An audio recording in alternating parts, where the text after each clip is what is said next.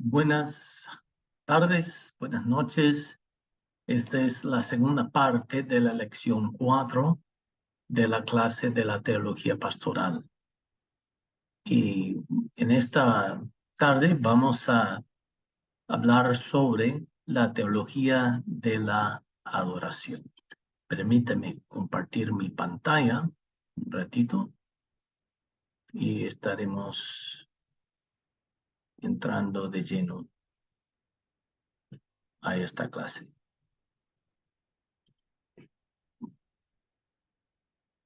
Muy bien. Vamos a mirar la teología de la adoración y vamos a mirar un poco de lo que es lo que Dios quiere, porque al fin y al cabo en la adoración, como dijimos, como dije en el último video de la primera parte de esta lección 4, que hay dos cosas principales en los servicios dominicales con las personas en el cual tenemos la oportunidad de ministrarles poderosamente por medio de el evangelio. Primero, en la adoración, las canciones que se cantan y realmente la totalidad de todo lo que se hace en el servicio. Y luego, por supuesto, en el momento del sermón. Y ambos elementos son de mucha, mucha importancia. Que lo hagamos bien, que lo hagamos para la gloria de Dios y que sea saturado con el evangelio. Así que vamos a mirar algunas pautas de la adoración. Primero, vamos a mirar lo que es la esencia de la adoración. La adoración es reverenciar o dar culto a Dios, según el diccionario RAI. La adoración y la teología tratan de la misma cosa, porque en ambos casos se reconoce quién es Dios y qué ha hecho. En otras palabras, en la adoración auténtica se enfoca en los atributos de Dios y también en sus obras. Luego, cuando la adoración carece de teología, es deficiente. Carmelo Terranova dijo en su libro De un corazón pastoral, devocional para el 2 de febrero, lo siguiente, y cito: alabar es ponderar, describir las cualidades, características o particularidades de una persona. Y también dijo: no lo alabes para enamorarte de tus propios ruidos. Alábale para admirarle por la gloria de su presencia. Por eso, cuando hablamos sobre la teología de la adoración, obviamente tenemos que tomar muy en cuenta a quién estamos adorando. Vamos a pensar luego en algunos de sus atributos. Primero, es lo que una asombrosa realidad es la propia existencia de Dios. Los teólogos denominan ese concepto como la aceidad de Dios. Y lo que quiere decir con eso es que Dios existe por sí mismo. Significa que Él tiene su origen en sí mismo. Dios es el único ser totalmente independiente. Y Dios no es solamente independiente en su ser, sino también en todo posible aspecto. Él es independiente en sus virtudes, sus decretos y sus obras, según el teólogo Berkhoff en su libro Teología Sistemática. Génesis 1:1 revela algo asombroso que debe hacernos estremecer. En el principio creó Dios los cielos y la tierra. Todo lo que existe, existe porque Dios existe. Y la adoración debe reconocer de manera reverente la existencia de Dios. Otro atributo de Dios es la inmutabilidad de Dios. Es aquella perfección por medio de la cual Dios despoja de todo cambio, no solamente en su ser, sino también en sus perfecciones y propósitos y promesas. En virtud de este atributo, queda exaltado sobre todos los sucesos y está libre de todo aumento o disminución, de todo crecimiento o decadencia en su ser y en sus perfecciones.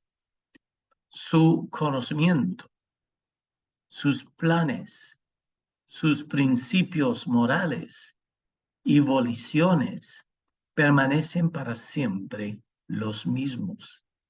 Números 23:19 dice, Dios no es hombre para que mienta, ni hijo de hombre para que se arrepienta. Él dijo y no hará, habló y no ejecutará. Ese es el Dios que adoramos. Luego podemos enfocarnos en la infinidad de Dios. La infinidad de Dios es aquella perfección suya por medio de la cual queda libre de todas las limitaciones. En la infinidad se implica que Dios no puede estar limitado por el universo y tampoco por tiempo, espacio del mundo o confinado al universo. Dios es ilimitado. Entonces vemos esto, su absoluta perfección, su eternidad y su inmensidad en su omnipresencia. Dios está presente en todos lados. Su omnisciencia, Dios sabe todo. Su omnipotencia, Él es todopoderoso. La infinidad de Dios ese es quien estamos adorando y requiere reverencia. La unidad de Dios. Este atributo insiste sobre la unidad y la unicidad de Dios. El hecho de que Él es numéricamente uno y que en su carácter es único, unicidad, implica que no hay sino un solo ser divino. Que la naturaleza del caso exige que haya solamente uno y que todos los otros seres tienen su existencia de Él, por Él y para Él. Y así mismo dice Romanos 11:36, porque de Él, por Él y para Él son todas las cosas. A Él sea la gloria por los siglos de los siglos. Amén. Y aquí tu Dios. Esto es un poco sobre los atributos de Dios que no se nos comunican a nosotros. O sea, nosotros no podemos poseer estos atributos de Dios y otros, porque nosotros somos limitados, somos mortales, somos imperfectos, nosotros cambiamos, pero Dios no cambia. Él es eterno, Él no es limitado para nada. Sus obras, podemos hablar sobre los decretos de Dios, su consejo, su voluntad, su propósito. Efesios 1:3-5 habla sobre la predestinación. La Escritura revela que Dios te escogió para que seas santo y sin mancha. Aquel que con mucho amor decidió adoptarte, con la misma gracia te va a santificar. El que adopta un hijo tiene un compromiso grande de protegerle y educarle y guiarle en su desarrollo. Asimismo, Dios, tu Padre Celestial. Por lo tanto, dirígete a Él como tu Padre, no meramente Dios, como suelen hacer hoy. Yo nunca escuchaba a la gente orando así, y Dios, estamos aquí. No, hasta recién, y me entristece, porque debemos llamarle Padre, porque Él es nuestro Padre Celestial. Sus obras, la predestinación, la creación del mundo espiritual y del mundo material. Podemos hablar de sus obras del Éxodo cuando inauguró el antiguo pacto, y luego la redención, la encarnación, la muerte, la resurrección de Jesucristo, la inauguración del nuevo pacto, la formación de la iglesia con los dones y con el poder de Dios. Y nosotros luego en la adoración tenemos un solo mensaje para el mundo y es el Evangelio. Spurgeon dijo, Cristo es el tema glorioso, intensamente absorbente. Hablando de Spurgeon, Ian Murray en su libro Un príncipe olvidado comenta, y cito, el contenido de su mensaje era más importante para él que su manera de predicar. Dijo Carlos Spurgeon, la cúspide de mi ambición será ser limpio de la sangre de todos. El solemne sentido de la responsabilidad no era el móvil impulsor de su predicación. Estaba constreñido por algo superior al llamamiento del deber. Él amaba proclamar la gloria de Dios en la faz de Jesucristo. Considera los títulos de los sermones de Spurgeon. Cristo en los negocios de su Padre. Cristo, poder y sabiduría de Dios. Cristo, nuestra Pascua. Cristo ensalzado. Cristo en el pacto. Citando de Ian Murray en su libro, páginas 42 y 43, examinémonos por un momento uno de tales sermones titulado El nombre eterno y predicado a principios del 1855 cuando Carlos Spurgeon tenía apenas 20 años. Él dijo esto, sin mi Señor no tendría el menor deseo de estar aquí, y si el evangelio no fuera cierto, bendecirá a Dios por aniquilarme en este mismo instante.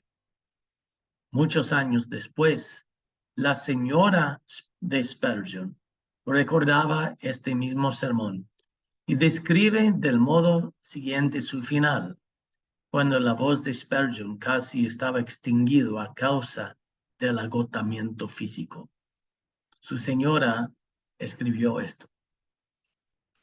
Recuerdo con extraña vividez, después de tanto tiempo, la noche del domingo en que predicó del texto será su nombre para siempre. Era un tema en el que se gozaba extremadamente. Su principal deleite era ensalzar a su glorioso Salvador, y en aquel discurso parecía estar vertiendo su mismísima alma y vida en homenaje y adoración ante su misericordioso Rey. Al final del sermón hizo un poderoso esfuerzo para recuperar la voz, pero la pronunciación casi le fallaba y solo pudo oírse con acento entrecortado la patética perforación.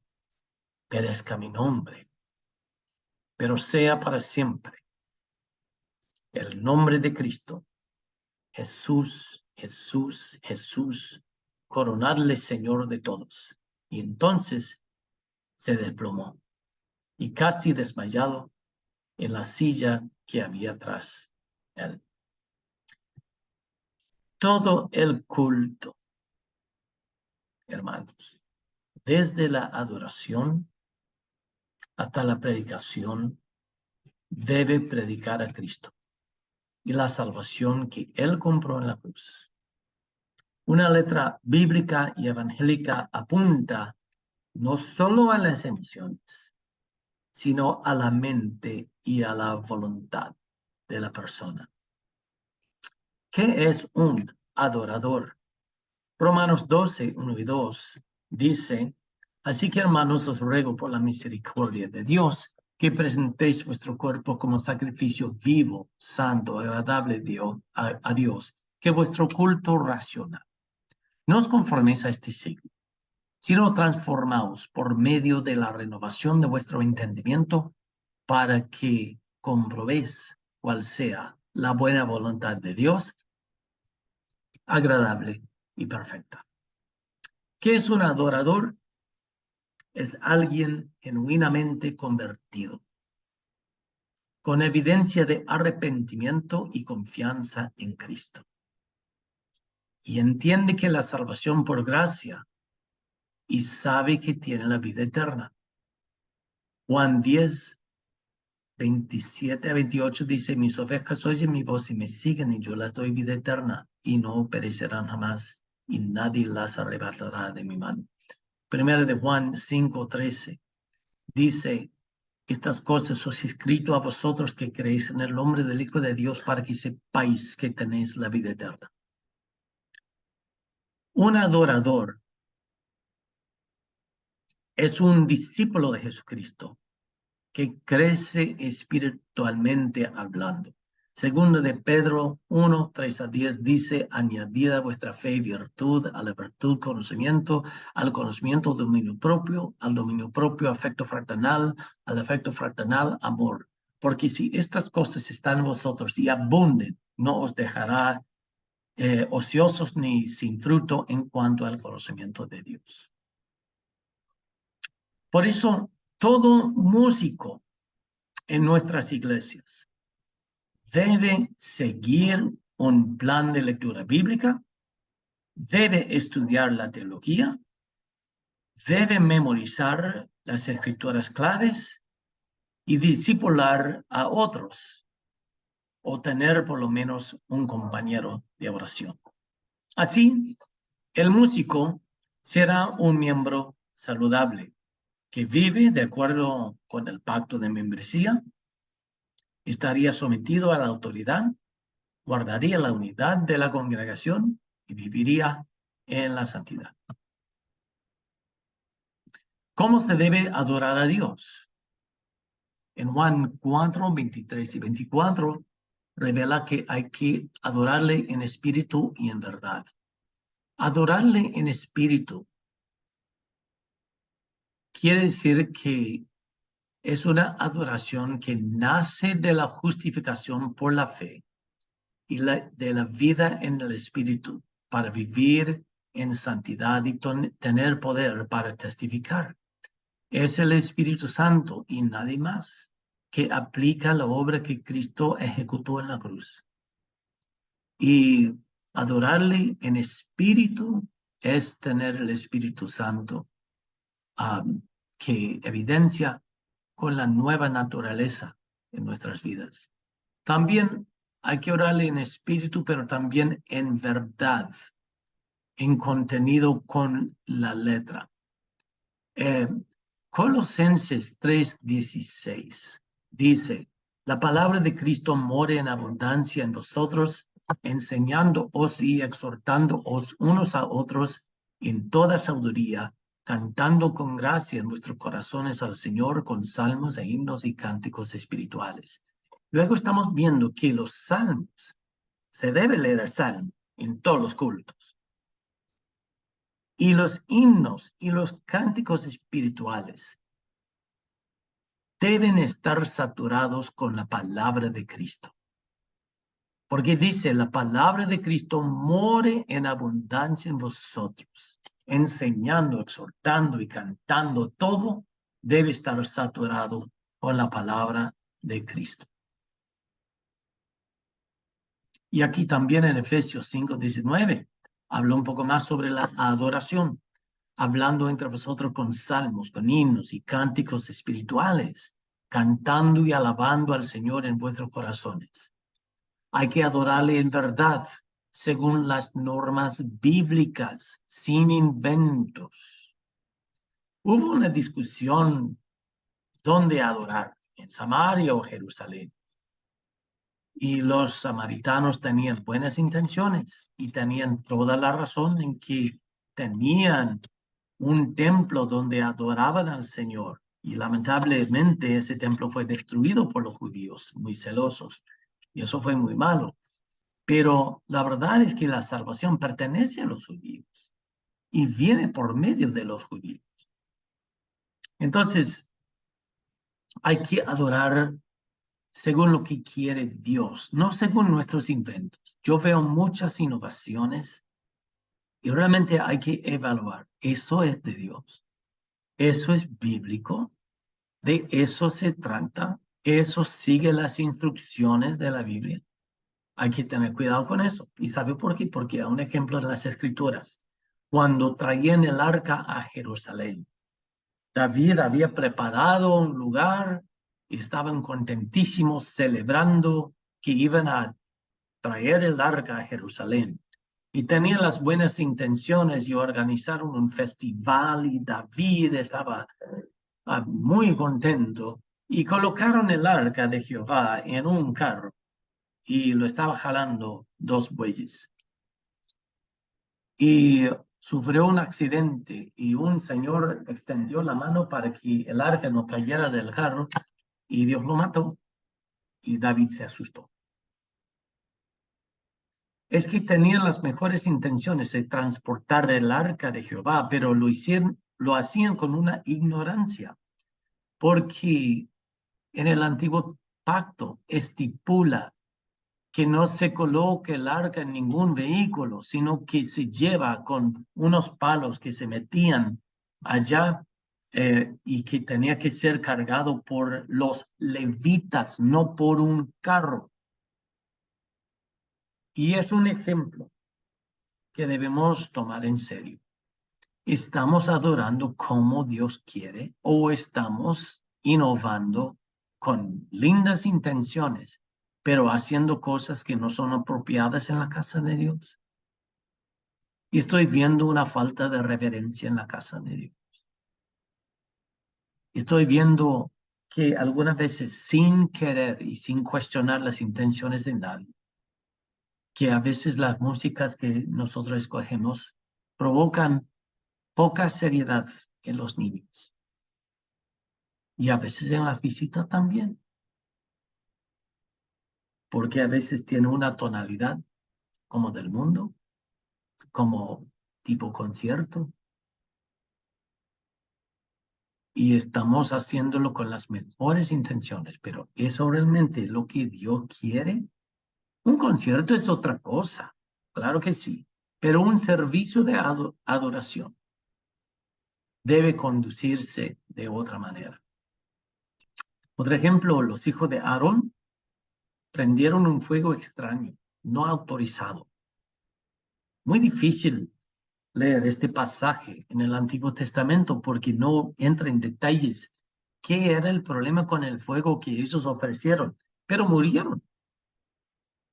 Y murieron porque Dios los castigó.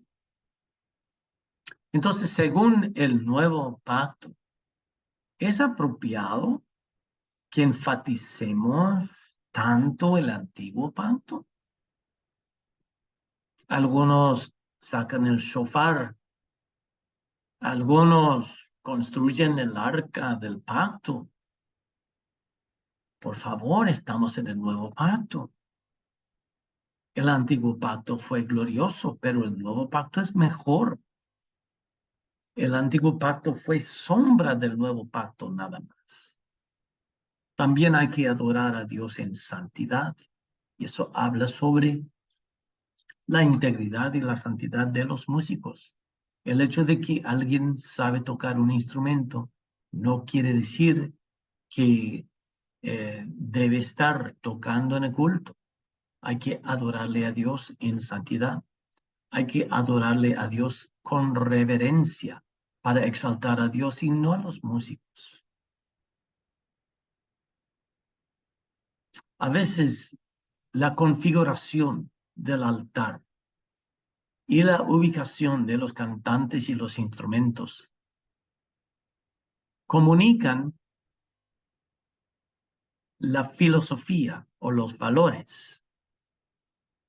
Tradicionalmente, los pastores ponían batas negras. Cuando yo pienso en eso, pues me asusta, como que, wow, ¿qué es esto?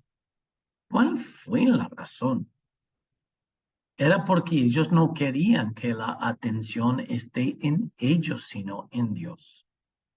En algunas de las capillas y iglesias de antes, tanto católicas como evangélicas, ponían el órgano en un mezanine detrás del santuario donde nadie podía ver aquel o aquella que tocaba el órgano. Colocaban el coro ahí atrás también y quedamos, wow, ¿qué es eso? Era porque el énfasis tenía que estar en la presencia de Dios, no en la presencia de los músicos. Y yo no estoy diciendo que tenés que colocar los músicos atrás donde nadie los puede ver, pero sea donde sea que estén parados los músicos, deben estar allá no con el fin de que la atención sea en ellos, sino que sea en Dios. A veces se configura y ni siquiera dicen altar, dicen el escenario o la tarima. Y colocan la batería en el centro y hasta elevan la batería, como un concierto rockero. Y pues yo creo que tenemos que pensar un poco en la reverencia y cómo podemos comunicar la reverencia en el altar. La misma música puede calmar y preparar a las personas o puede ser como un elemento de entretenimiento. Y muchos hemos caído en esto. Y solo estoy diciendo que debemos reflexionar. Hay que adorar a Dios con excelencia también. Eso quiere decir que personas con buen testimonio, que tienen capacidad musical, son las personas indicadas para dirigir las alabanzas, aunque sea una persona y un instrumento nada más. Pero si cantan bien y tocan bien para la gloria de Dios, eso es más importante que lo que es tener una banda completa. Y yo no estoy en contra de las bandas completas, sino que el énfasis tiene que estar en Dios y no en concepto de concierto. Bien, vamos a continuar el hilo de adoración y la teología de adoración. Vamos a mirar algunas cosas y quiero que tomen apuntes. Vamos a ver algunas directrices del Nuevo Testamento. En primer lugar, debe ser una lírica bíblica y teocéntrica. En vez de que diga el coro una y otra vez, quiero adorarte, la letra debe adorar a Dios de una. Ustedes se fijan cuántos coros hablan de que quiero adorarte, aquí estoy, y tantas cosas, y es muy lindo, pero en vez de estar parado a decirle quiero adorarte, pues adórale, con una letra más profunda, con una lírica centrada en Cristo y en la obra expiatoria. Hay muchos coros que se cantan con mucho favor, que ni siquiera hablan de Cristo, ni lo que Cristo hizo en la cruz. Seleccionemos cuidadosamente coros que claramente comunican el Evangelio. Una lírica debe ser capaz de proporcionar una dieta variada y equilibrada.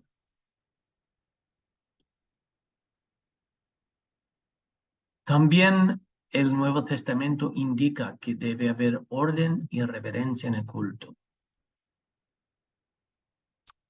Y algunos coros son tanto de rock o de rap o de qué sé yo de qué, o de salsa, que para un concierto cristiano, dale, está muy bien. Pero para conducir a una congregación a adorar a Dios, yo creo que amerita que seleccionemos con más cuidado, pensando qué es lo que realmente conduce a que la gente adore a Dios. Si te fijas en la conducta de los niños. Verás si las canciones que seleccionan promueven la reverencia o si promueven entretenimiento. Pautas para la música. Esta es la parte práctica en lo que es la parte musical. En primer lugar, ¿es cantable para la congregación? En muchos discos de los artistas que están, que producen música supuestamente para la adoración, algunas veces es difícil reproducir lo que cantan porque hay mucha improvisación. Y tenemos que ver que en algunas ocasiones no es adoración para la congregación, sino es ejecución de un artista. Y pues es muy lindo cuando un artista emplea todas las técnicas vocales y las variaciones, improvisaciones, porque ama a Dios y quiere cantar de todo corazón. Es muy lindo. Pero una cosa es un solo y otro es un himno o un coro que la congregación puede reproducir. A veces las vocalizaciones son tan complicadas que no lo puede duplicar nadie, ni siquiera seguir. Y hay coros que son muy conocidos, que la primera estrofa se canta sin problema, pero la segunda hay tanta improvisación que nadie lo canta igual. Y te genera un poquito de confusión. Entonces, no es hablar mal de la canción, sino es enfocarte. ¿Este es algo que puede cantar una congregación o es mejor dejarlo para los conciertos o para un especial? Sin problema. Otra vez, que si el tono es muy alto o muy bajo. Y hay canciones que todos amamos, pero el artista que lo canta de repente empieza en un tono que lo podemos cantar todos, pero después sube el tono y de ahí nadie lo alcanza. Y todos tenemos que bajar una octava para llevar la melodía, porque está tan arriba que no podemos. Entonces, eso es para tomar en cuenta de que si estresa la voz de los hermanos en la iglesia para cantarlo, es porque el tono es muy alto y hay que bajar el tono un poco. Si eres músico, diría que es muy difícil que la gente pueda cantar más alto que la nota de re. De mi puede ser fa, difícil, sol, olvídate. Eso es para muy pocas personas. Bien, entonces hay que tomar en cuenta el tono de la canción. El fraseo es fácil o complicado. Hay un coro que me encanta, que dice, oh, gracias. Y es por Marcos Witt. Me encanta mucho del material de Marcos Witt, pero tengo que admitir que el segundo verso, el fraseo es tan complicado que a menos que lo has escuchado muchas veces no lo podrás cantar ni para salvarte la vida. Porque dice una parte, no tengo dinero ni manera para repagarte la vida en abundancia que me has dado en plenitud. Y pues escuchándolo, uno lo puede dominar. Pero para dirigir una congregación tengo que admitir que aunque a mí me encanta la canción, esa partecita no es fácil, es complicado. La otra cosa en la pauta de música es que si inspira reverencia y santidad, o si no. Y tú lo puedes ver y me van a perdonar. Pero en la forma en que personas mueven sus cuerpos durante el coro, verás si hay santidad o no. Porque perdóname, pero si un coro hace que los niños y otras personas mueven las caderas, eso ya no es reverencia. Bien, Requisitos de los músicos en lo que es seleccionar o agregar nuevos músicos. En primer lugar, debe ser miembro de tu iglesia. Y si viene de otra iglesia, ¿qué tipo de formación tuvo en la iglesia de donde viene? Otra pregunta. ¿Evidencia la madurez espiritual el hermano que consideras integrar en el ministerio de adoración? El reglamento interno de Paraguay tiene un capítulo sobre la membresía y recomiendo que lo puedan leer. La otra cosa, y esa es la parte más delicada, la persona que quiere integrarse a la música, de verdad, tiene aptitud musical, tiene sentido de métrica, de ritmo, tiene buen oído, puede duplicar la melodía, puede pegar la melodía con mucho dolor en el alma. Si no puede cantar la melodía, si no sabe llevar, si no escucha, si no puede llevar la melodía, o si no tiene sentido de ritmo, más nunca debe dirigir. Y con mucho dolor en el alma, no debe integrarse en el ministerio de alabanzas. Es muy delicado, pero si no tiene don de música, sus dones están en otra área. Otra cosa es, deben ensayar. Es para Dios. Queremos dar una buena impresión. Si tocamos mal y cantamos mal y no sabemos lo que estamos ejecutando, eso no le agrada a nadie.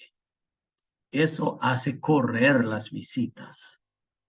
Entonces, el ensayo es importante. ¿Cuáles son las tareas de los músicos? Pues yo creo que debería ser un estudiante de la palabra. Que un músico, sea cantante o sea que toque un instrumento, debe entender el criterio y la teología de las alabanzas. Debe tomar en cuenta el sermón del pastor y crear un orden de canciones que coordina, si es posible, con el sermón. Si hay una banda con batería y con guitarra eléctrica, el volumen debe ser menos de 70 decibeles, porque a veces el volumen es tan alto que hasta puede hacer daño y no cae bien a los vecinos. Mucha bulla. En una iglesia también hay que aclarar el tema de la financiación, cuidado y mantenimiento de los equipos y de los instrumentos.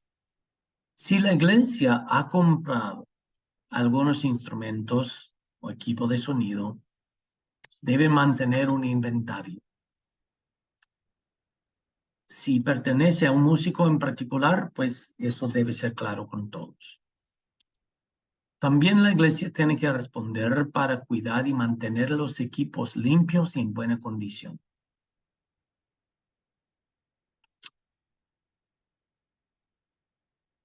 ¿Qué debe incorporarse en la capacitación de músicos?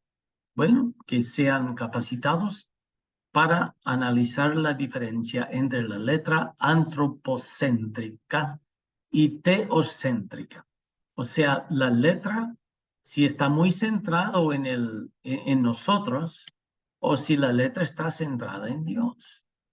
Y escucha un poco y verás fácilmente está lo que habla de nosotros y lo que habla de Dios. Una pista es que si hay mucho de quiero, yo quiero. Si yo aparece muchas veces en el coro, es posible que sea antropocéntrico o centrado en nosotros en vez de estar centrado en Dios. Quizás es muy lindo, pero podría ser mejor si tuviera mejor letra. También hay que discernir entre canciones que se prestan para conciertos y las que se prestan para la congregación. Hay grupos muy populares que les gusta adorar, pero sus conciertos son conciertos y no se prestan para la iglesia local, se presta para un concierto, aunque estén adorando a Dios, pero la música es tan movida que es para los jóvenes o para los grandes. El niño va a pensar que es un relajo y algunos jóvenes y adultos van a pensar que es un relajo también durante el culto. Un concierto es otra cosa totalmente diferente, porque el concierto en sí es para entretener, pero el culto debería servir como vehículo para encaminar la congregación hacia la adoración a Dios en un contexto corporativo, o sea, en un contexto de los hermanos, como congregación, adorar a Dios, no un concierto. Es recomendable que cada iglesia pueda tener un índice de coros e himnos organizado según la temática o doctrina o según la ocasión del año.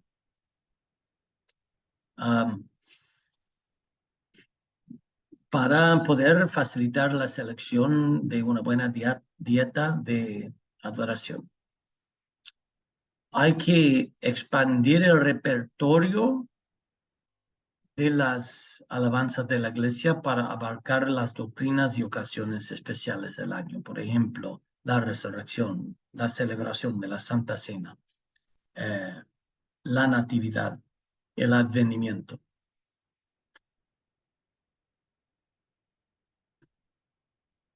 Y trabajar en la ejecución del canto más que instrumentos de los que cantan enfrente. A lo que voy con esto es enfocarse en cantar bien el himno o el coro y no estar tan enfocado en la ejecución de los instrumentos y de los cantantes, como que no queremos que toquen tan bien que la gente no se enfoca en los instrumentalistas.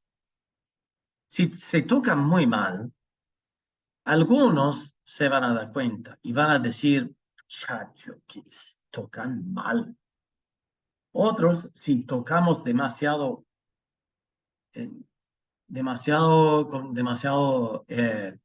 desplegando nuestra capacidad musical, la gente podría reaccionar, muchacho, ¿viste cómo él tocó?